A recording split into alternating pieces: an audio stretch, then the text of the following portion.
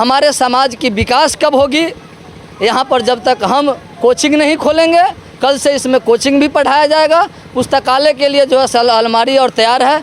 हम चाहते हैं कि हम जीरो से लेकर यूपीएससी और बीपीएससी तक के और तमाम जो धर्म ग्रंथ है उस सभी धर्म ग्रंथ की बुक और तमाम बहुजन महापुरुष की जो इतिहास है सारे इतिहास का किताब यहाँ पर व्यवस्था किया जाएगा। और जब तक मैं इस पुस्तकालय से अपने समाज, अपने पंचायत और अपने पातेपुर से 5 IAS अफसर नहीं बनाऊंगा, तब तक मेरा जो है से कदम एक कदम पीछे नहीं रहेगा, दिन रात आगे रहेगा। यूपीएससी मानो जिस विषय को आप खोजिएगा उस विषय की यहाँ पर पढ़ाई होगी। और 300 रुपये में इस कोचिंग में जितना देर बच्चे पढ़ेंगे, उनको पढ़ने में जितना कॉपी कलम जो इन्वेस्ट करेंगे, खर्च करेंगे, वो सारा लाइब्रेरी भरपाई करेगा।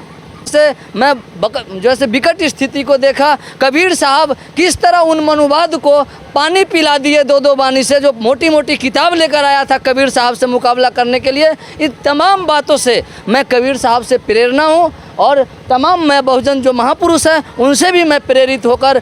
विद्वानों का समय जो है सो काव्य शास्त्र के आदान प्रदान में बीतता है और मूर्खों का समय जो है सो झगड़ा और लड़ाई कलह में बीतता है। इसलिए शिव कुमार जी ने लाइब्रेरी निर्माण का कार्यक्रम रखा है। इसमें हम लोग का सराहनीय योगदान रहेगा।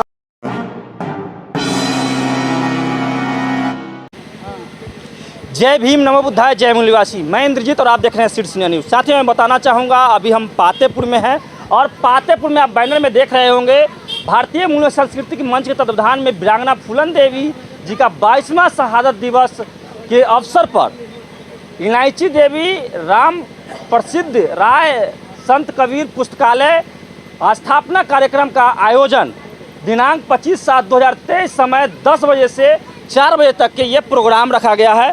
आप समझ सकते हैं तमाम जो बैनर में नज़र आ रहा है। हम कैमरामैन से चाहेंगे पीछे भी लोगों को दिखाने की कोशिश करें। यहाँ पे प्रोग्राम रखा गया है और इस प्रोग्राम में पुस्तकालय के साथ साथ यहाँ पे कबीर साहब का भी बानी रखा गया। जैसे साहब लोग बैठे हुए हैं जो कबीर साहब की बानी से लोगों को कहीं ना कहीं मोहित करने का काम कर रहे हैं।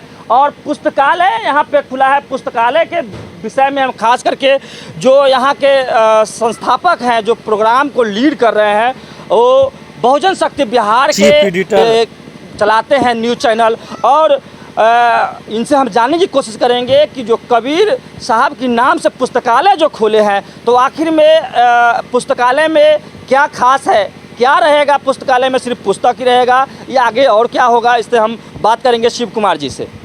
मेरे चैनल में स्वागत है आपका। जी, आपको भी बहुत बहुत स्वागत है, धन्यवाद है, साहेबनगी है, साधुवाद है, जय भीम, नमो बुद्धाय।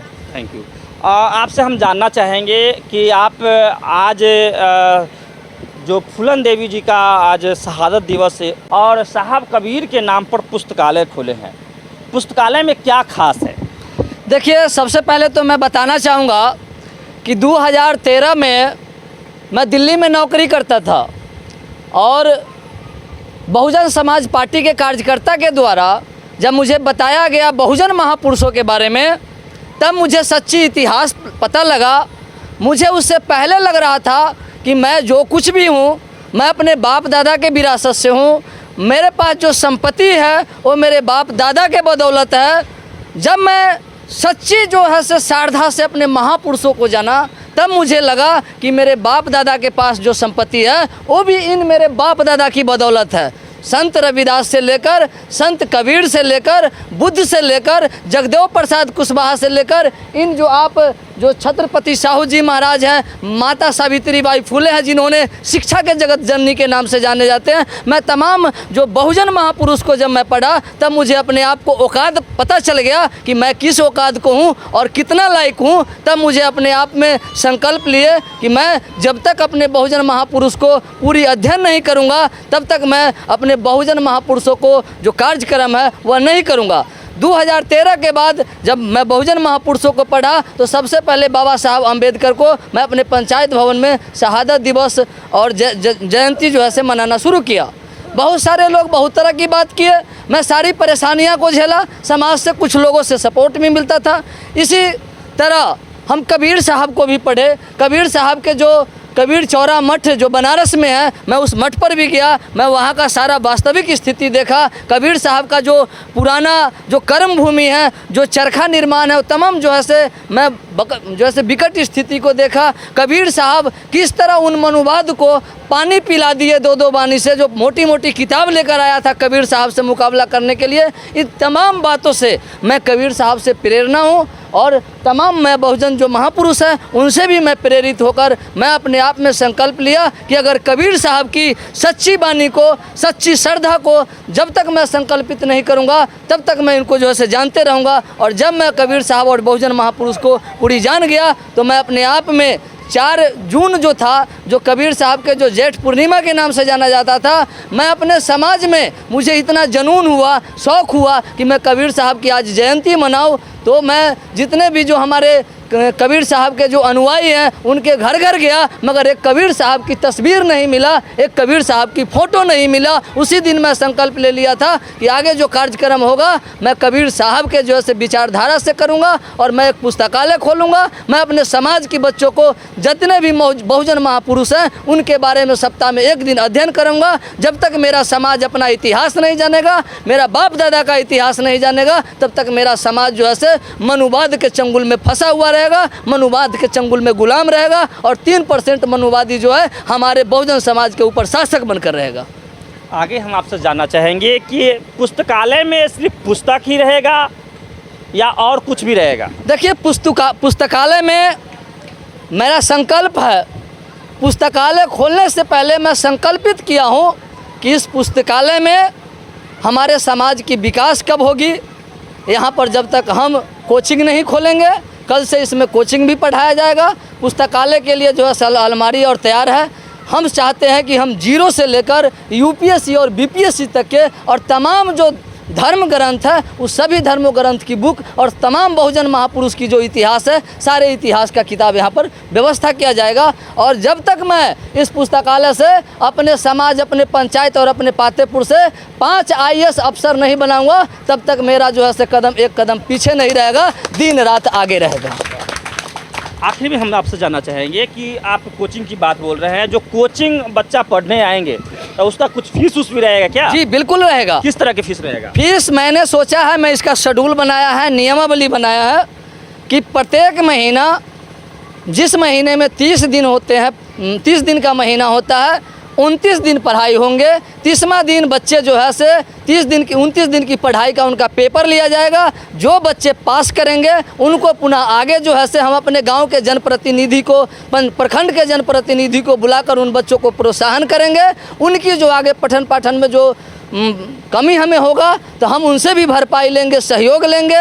और उसका फीस जो है हम 300 रुपये पर मंथ रखे हैं। उस 300 रुपये में हमारे बीच जो है से एक से एक शिक्षक रहेंगे। यूपीएससी से लेकर बीपीएससी, मानो जिस विषय को आप खोजिएगा उस विषय की यहाँ पर पढ़ाई होगी। और 300 रुपये में इस कोचिंग में जितना देर बच्चे पढ़ेंगे, उनको पढ़ने में जितना कॉपी कलम जो इन्वेस्ट करेंगे, खर्च करेंगे, वो सारा लाइब्रेरी भरपाई करेगा।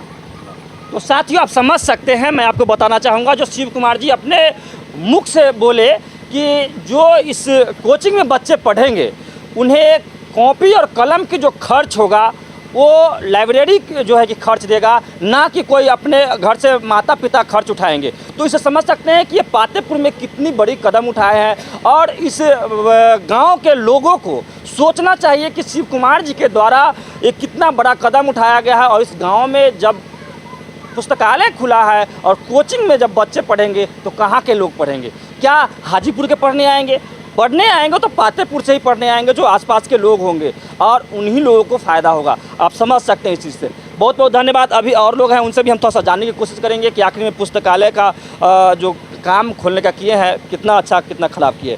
सर, मेरे चैनल में स्वागत है आपका। अपना परिचय दे दें। मैं ऋषिराज प्रसाद राय, भूतपूर्व शिक्षक, और मैं यह जानकर बड़ी मुझे प्रसन्नता हो रही है कि इन्होंने इतना बड़ा कदम उठाया है, पुस्तकालय खोला है, और यह हर गांव में होना चाहिए। और ये समाज का बहुत बड़ा कल्याण होगा। कम पैसे में और अच्छी पढ़ाई, यूपीएससी बीपीएससी सब तमाम पुस्तकें रहेगी।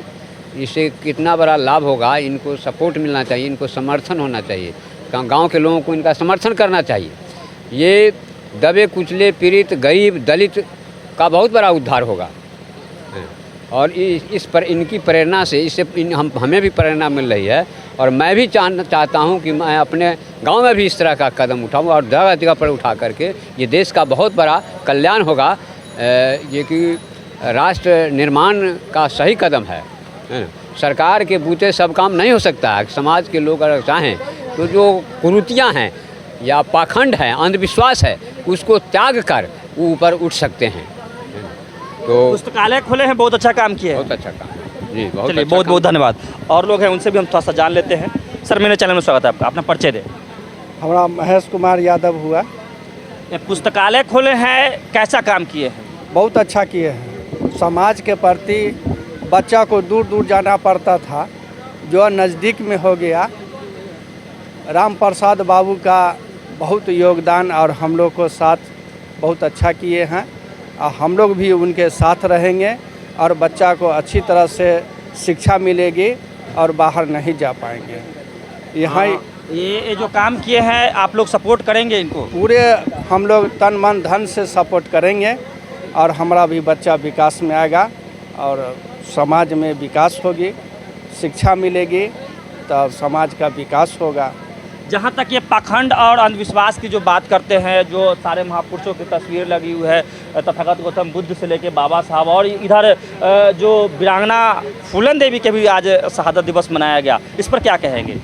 बहुत अच्छा हम लोग को जानकारी मिला बच्चा के बारे में और शहादत जी के भी बारे में, कबीर संत जी के बारे में, और आपको वीरांगना फूलन देवी के भी बारे में बहुत सी जानकारी मिली है। हम लोग बहुत खुश हैं। बाहर से संत लोग भी आए हुए हैं, वो लोग भी बहुत खुश हैं। चलिए बहुत बहुत धन्यवाद। अभी और लोग हैं, कुछ बुजुर्ग लोग हैं इधर बैठे हुए, उनसे भी जानने की कोशिश करेंगे। पुस्तकालय खोलने का काम किया शिव कुमार जी, कितना अच्छा किए? बहुत खुशी की बात है। इससे अच्छा होगा, गांव की प्रगति होगी, शिक्षा बढ़ेगी, बाल बच्चे पढ़ेंगे। बहुत अच्छे हम लोग खुशी मना रहे हैं, इसीलिए हम लोग इतना समय दे करके और उसको उद्घाटन किए हैं। बहुत खुशी की बात है। तो अभी हमारे साथ में हम जानना चाहेंगे जो यहाँ पे जो कबीर साहब की बानी रखने का काम करते हैं साहब हैं, उनसे भी हम जानने की कोशिश करेंगे। कबीर साहब के नाम पर आज पुस्तकालय खुला है, इस पर क्या कहना है इनका, इनसे हम जानेंगे। मेरे चैनल में स्वागत है आपका, बोलिए। पत्रकार साहब को आने के लिए बहुत बहुत धन्यवाद इस कार्यक्रम में। और यह पुस्तकालय का माध्यम जो है, लिखा है कि काव्य शास्त्र विनोदेन कालोगस्ति धीमताम व्यसनेंच मूर्खानाम निद्रिया कलहिनवा। विद्वानों का समय जो है सो काव्य शास्त्र के आदान प्रदान में बीतता है और मूर्खों का समय जो है सो झगड़ा और लड़ाई कलह में बीतता है। इसलिए शिव कुमार जी ने लाइब्रेरी निर्माण का कार्यक्रम रखा है। इसमें हम लोग का सराहनीय योगदान रहेगा और हम अच्छी से अच्छी पुस्तक इसमें से ला करके रखेंगे और लोगों को काव्य शास्त्र में समय बिताएंगे, जिससे प्रेम, भाईचारा, अपनत्व एवं सद्भावना बनेगा। यही इसका मुख्य उद्देश्य है लाइब्रेरी का, यही हम कहना चाह रहे हैं। चलिए बहुत बहुत धन्यवाद। तो पीछे होइए थोड़ा सा। अभी और साहब हैं जो अभी भजन कर रहे थे, इनसे भी जानने की कोशिश करेंगे। सर मेरे चैनल में स्वागत है, अपना परिचय भी दे दें। मेरा नाम राजेंद्र गोसाई, ग्राम डगरू, थाना महुआ, जिला वैशाली। क्या कहना चाहेंगे यह पुस्तकालय? अब इसके विषय में कहना है, इसमें पुस्तकालय खोलने के अवसर पर ये शिव कुमार जी मूल निवासी और संतों का भी आगमन किया। तो इसमें जानकारी देते हुए पुस्तकालय खोलने से क्या लाभ होगा, ये पुस्तकालय से इन्होंने कहा कि गरीब के बच्चों को भी इससे लाभ मिलेगा। जहाँ तक इसमें सहायता देना होगा ये पुस्तकालय के ओर से भी देंगे, कलम कॉपी भी देंगे। और ये पुस्तकालय होने से लाभ होगा कि इसमें बड़े बड़े पुस्तक भी रखेंगे, तो इसमें अच्छे से अच्छे जो जानकार लोग चाहेंगे जानकारी लेना, ये पुस्तकालय में आकर उस पुस्तक को पढ़कर अपने लाभान्वित होकर ज्ञान प्राप्त कर सकते हैं। यही पुस्तकालय से लाभ है और इस ग्राम का भी उत्थान इससे होगा, बच्चे का उत्थान होगा, यही कहना है। चलिए बहुत बहुत धन्यवाद। तो साथियों मैं बताना चाहूँगा जो सदियों से बहुजन महापुरुषों के विचार कहीं ना कहीं लोग दबाने की जो कोशिश किया, जो आप समझ सकते हैं कि वीरांगना फूलन देवी को एक तरफ लोग डकैत कहते हैं, डाकू कहते हैं। आज बहुजन जो मूवमेंट जो चला रहे हैं वो बहुजन मूवमेंट चलाने वाले लोग पूरे देश लेवल पर देश ही नहीं विदेशों में भी फूलन देवी को जान रहे हैं लोग। और जो लोग इन्हें गुंडा कहता है, डाकू कहता है, उन लोगों को फूलन देवी को इतिहास समझना होगा। भले ही कोई व्यक्ति दुर्गा और देवी को नहीं देखा होगा और सिर्फ पूजता होगा, लेकिन एक ऐसी महिला थी जो अपनी बलात्कार की बदला 22 ठाकुरों को एक लाइन में खड़ा करके और खुलेआम चौक पे गोली मारने का काम किया था, वो फूलन देवी की इतिहास रहा है। तो उन लोगों को मैं कहना चाहूँगा जो दुर्गा और देवी को बच्चे को पढ़ाते होंगे, उन लोगों को मैं कहना चाहूँगा आज से अगर मेरे वीडियो के माध्यम से देख रहे हैं तो फूलन देवी के इतिहास बताने के काम करें।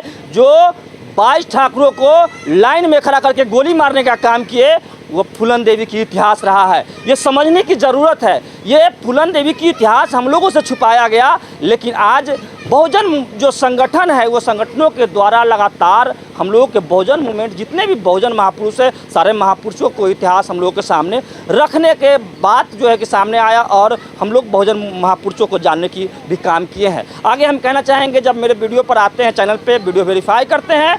अगर जो मैं वीडियो लेकर के आता हूँ गांव-गांव से और वीडियो अच्छा लगता है तो चैनल को सब्सक्राइब करें, वीडियो को लाइक करें, कमेंट जरूर करें और फेसबुक पेज से देखें तो फेसबुक पेज को भी फॉलो जरूर करें, उस पर भी कमेंट जरूर करें। जय भीम, नमो बुद्धाय, जय मूल्यवासी, धन्यवाद।